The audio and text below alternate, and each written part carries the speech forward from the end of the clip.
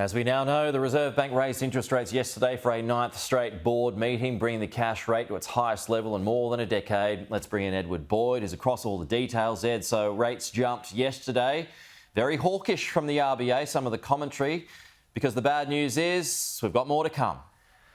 We certainly do have more to come, Pete. And yeah, it was very hawkish comments from the Governor of the Reserve Bank. He's basically been very dovish for the last 3 to 4 years.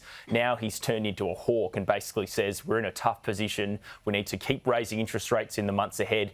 Look, before the decision came out yesterday, the market was pricing in the cash rate in Australia to peak at 3.6%. And there are a lot of economists that thought it would actually be lower than that level. But after the decision, the cash rate peak is now being priced in at 3.8%. And there's actually quite a few economists that think it could go up to 4.1.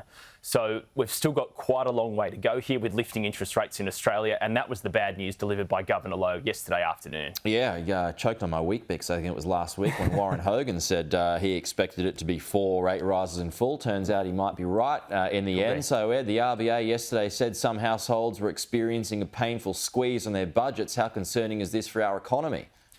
Look, I think this is one of the biggest concerns for our economy this year, one of the biggest economic risks that we're facing. We know about the 800,000 Australians on a fixed mortgage that are repricing those loans over the next 18 months. They're going from roughly 2% up to a standard variable rate around the 6% level. We know mortgage stress is when a household pays more than 30% of its monthly income on mortgage repayments. And I'd imagine there are more and more Australians slowly slipping into mortgage stress at the moment, and there'll be more later this year. So the comments from the Governor yesterday actually calling out, saying, I know households are feeling a squeeze. I know households are under pressure.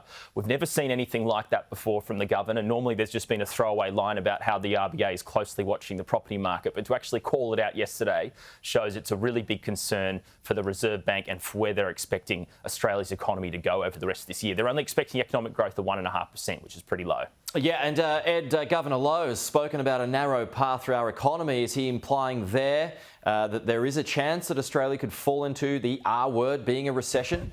No one wants to talk about the R word, but I actually spoke to Bess Adetta from St George Bank chief economist yesterday. She said she believes there's a 30% chance of a recession in Australia this year, purely due to interest rates rising so much, a lot of people having to put away more money each month. Another economist from CBA, Gareth Aird, he's expecting the cash rate to get to 3.85% this year, but then to help stimulate the economy, to help prevent a recession, he actually thinks the RBA will need to do 2 cuts later this year. They'll need to cut by 50 basis points by the end of the year to relieve some pressure on households. Yeah. So I think recession is now becoming more of a risk than it was just yesterday. Although, just on that point, Ed, and just quickly here, I mean, others have said to me that, the US isn't in a recession, it's worse than us, and it's still not in a recession. So by that measure, should we be okay?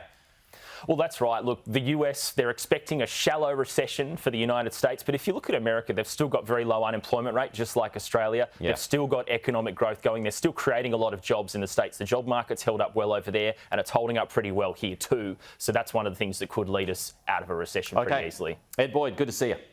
Thanks, Pete.